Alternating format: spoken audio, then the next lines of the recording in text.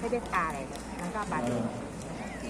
我们台南市的大家长王市长夫人。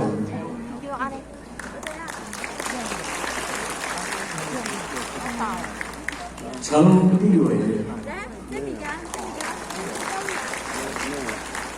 是一位。好，给他用，给他用。六连主任。我们掌声不断。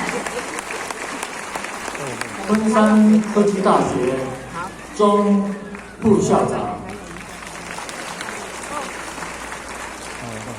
各位议员、各位社会贤达、各位贵宾，大家好。黄理事长好。理事长好。中华民国一贯道总会也是中华一贯道全球总会理事长王理事长，各主线成人、点团师、堂子、讲师、各位道经，以及今天参与经典会考的各位考生及陪考家长，大家早安，大家好。黄理事长好。今天是我们台南市经典协会举办的读经会考颁奖典礼。今年的一个报考人数有1300，年纪最小的2岁，年纪最长的有94岁，80多岁的也有好几位，真的令人钦佩。或许觉得背上经典对讲到修办，还有待人致书的一个帮助很大，所以建议希望各位多看儒教圣人留下的经典以及45经，都对我们事实上都有很好。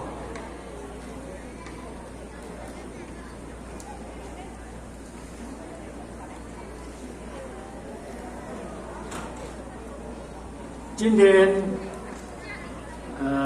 是我们颁奖典礼，承蒙我们大家长夫人，以及各主线全人，以及我们全球总会王理事长等莅临指导，或许觉得，对代表我们经典文教协会同仁表示万分的谢意。当时我们对这一次的一个提供的一个集会场所办的。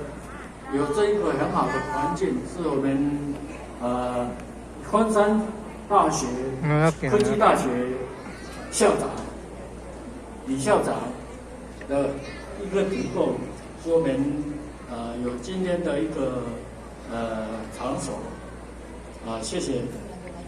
那么或许也祝福各位长官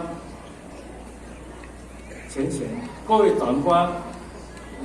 步步高升，正风刚泰，谢谢。那么谢谢我们一换到各主线大物红展，今天参与颁奖会考的一个社会达及赵天平安如意，谢谢大家。我们谢谢黄理事长这么的鼓舞我心，为我们的致辞勉励。我们谢谢我们的黄理事长，也请我们的黄理事长请归位。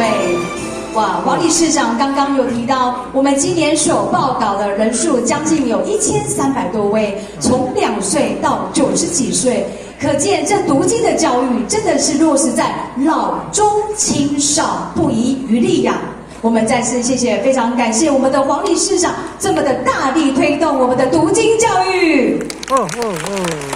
掌声谢谢我们黄理事长。